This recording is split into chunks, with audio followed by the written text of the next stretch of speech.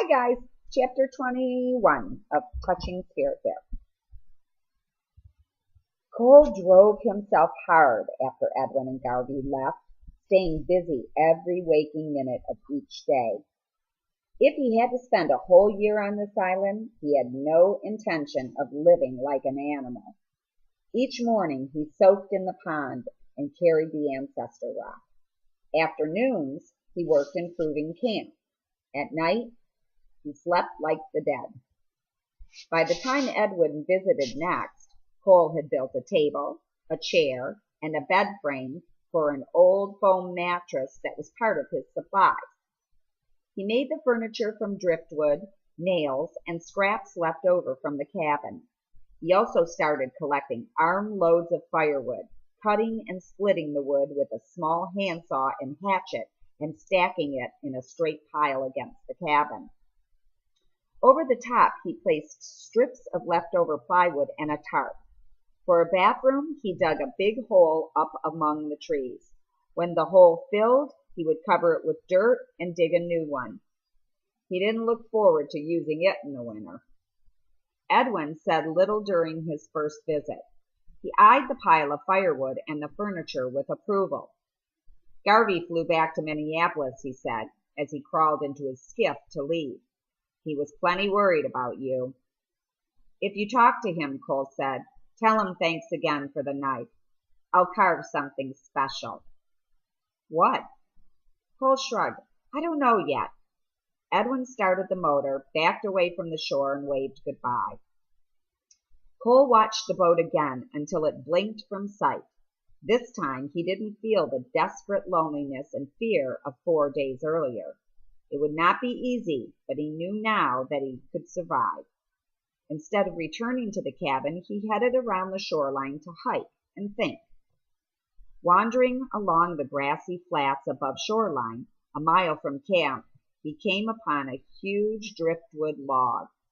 The weathered white log had been worn smooth and was straight as a telephone post. It looked to be well over 20 feet long and almost 2 feet in diameter. Cole tried to imagine what kind of storm could wash such a big log up a dozen feet above the high tide mark. He remembered all too well one storm that could have done it. As he examined the huge log, an idea came to him.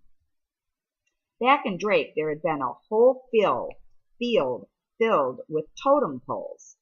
Most had carvings of animals, the same as the totem designs on the atoll.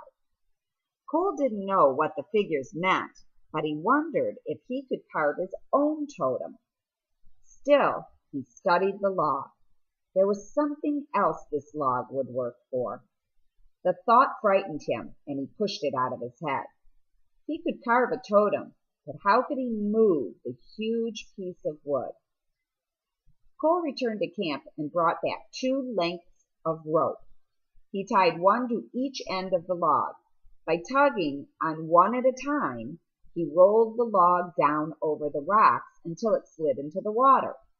When he saw how high the log floated in the water, his mind again toyed with the idea that had scared him earlier. This log would make a great dugout canoe. It would make the perfect escape. With the rope, Cole pulled the floating log slowly along the shoreline back to camp, using the last 2 hours of daylight to push, pull, and wrestle it up over the rocks until it rested near the fire. By the time he finished, it was totally dark. Cole lit the lantern inside the cabin and made a jelly sandwich. He went to the doorway and stared out at the big log. Finally, he slammed the door and crawled into bed. For several hours he lay awake. Even after dozing off, his sleep was troubled. When dawn finally came, he felt groggy and rolled over for more sleep. It wouldn't hurt to skip the pond just one morning. The sun was high above the horizon when he finally dragged himself from bed. Yawning lazily, he got out the cold cereal and sat down to eat, the whole while staring out at the log. If he carved a canoe, it wouldn't have to mean he planned to escape. Maybe he would use it for fishing, he told himself. But Cole knew that was a lie. He finished his dish of cold cereal, then walked out to the log. He picked up the hatchet and began swinging hard, shaping a bow. By early afternoon, the end of the driftwood log had been roughly formed into a flat point. Cole felt angrier each time he rested. His only satisfaction came from swatting horseflies and mosquitoes. Never again would those little bloodsuckers feed off him like a carcass. Overhead, a pair of eagles worked the shoreline looking for fish. Suddenly, one dove toward the water. It struck the surface with its talons and rose back into the sky carrying a large, struggling fish. Cole watched, fingering the hatchet in his hands. This was the first time he felt angry since Edwin and Garvey left. This was also the first day he had skipped going to the pond. He spit at the wood shavings. He had just slept badly, he told himself. Again, Cole knew he was lying. He had slept poorly because he had considered making a canoe instead of a totem. Taking a deep breath, he lifted the hatchet and began striking the center of the log. Again and again he hacked until a deep groove circled the log. With each blow, he felt his anger disappearing. When the log could no longer be used as a canoe, Cole pulled out the knife Garvey had given him and began whittling and shaping the deep groove into an eagle's head. As he carved, he thought about the eagles he had seen and why they were such proud and powerful hunters. He continued carving until dark. After eating supper and cleaning up, Cole went out to the fire pit and built a fire. He waited patiently until the flames burned high, then began to dance the eagle dance. Around and around the fire he circled, his arms spread like wings, banking left and right. Tonight he soared on the thermals and the air currents, seeing things that only an eagle could see. After a long dance, Cole finally sat on a stump near the fire to catch his breath. His thoughts still moved high above the trees. He wished that somehow he could always stay part eagle in his mind. How could he remember to stay strong and proud, seeing everything in life differently from a distance? As Cole sat staring at the flames, it began to drizzle, and finally he got up and went inside the cabin. The dance had helped to ease the stiff pain in his hip and arm. When he fell asleep that night, he slept hard and dreamt of soaring high. The next morning, Cole awoke early and went for a soak. Afterward, as he carried the rock, he had to admit it felt good to return to the pond. He watched for the spirit bear, but saw nothing. Since returning to the island, he had caught only one fleeting glimpse. During Edwin's next visit, as they dragged the skiff up on the rocks, Cole asked, "Why have I only seen the spirit bear once since coming back? I've seen plenty of tracks, but last time I was here, I saw it a bunch of times, especially after I got mauled." Edwin lifted a heavy box of supplies and headed toward the cabin. At first, it was probably the bear's curiosity, he said. Maybe after being mauled, you were invisible. What do you mean, invisible? Edwin didn't answer the question. Have you finished your schoolwork? He asked. Cole nodded and handed Edwin his completed lessons. Any mail? Edwin folded the homework into his jacket pocket. There's been mail, but we're not allowing you any contact with the outside world. I can tell you this. Garvey said your mom calls him almost every day to ask how you're doing.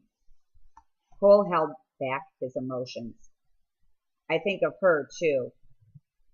How's Dad? Edwin shrugged. After he was arrested, his lawyer got him released the same day. He never spent a single night in jail. Will I ever have to live with him again? Cole asked. I can't answer that question, Edwin said. How is Peter? Not well. Garvey says his bouts of depression keep getting worse. I wish I could help him somehow. Edwin turned and studied Cole. I think you're getting closer to understanding the secret of healing. Entering camp, Edwin spotted the totem Cole was carving and walked over to see it. First he examined the tapered butt of the log, then the half-carved eagle. His voice turned hard. It looks like you tried to carve a canoe. Staring down at the ground and speaking almost in a whisper, Cole said, I started making a canoe, but I knew that was wrong, so I cut this deep groove so I couldn't try again. When I started carving the eagle, I finally slept good. Cole ended by telling about his eagle dance and what he had learned. Are you mad at me? He asked. I'm proud that you carved a totem and were honest with me, Edwin said. Cole paused. You said I wouldn't heal all the way until I discovered one thing. Can't you just tell me what that is? I don't feel like I'm healing at all. Edwin shook his head. You'll discover when it is, when you're ready to understand. Then tell me this, Cole asked. What are totems for? They tell ancestry, Edwin explained, and they tell stories. But how come they mostly have animals? Animals are symbols. Tlingit tribes have two divisions, the ravens and the wolves. Closely related members form smaller clans. I'm from the killer whale clan. I'm not Indian, Cole said. Does that mean I can't carve a totem? Edwin chuckled. Indians don't own the trees or the right to carve. Carve anything you want. Your totem is your story, your search, your past. Everybody has their own. That's why you carve. That's why you dance the dances.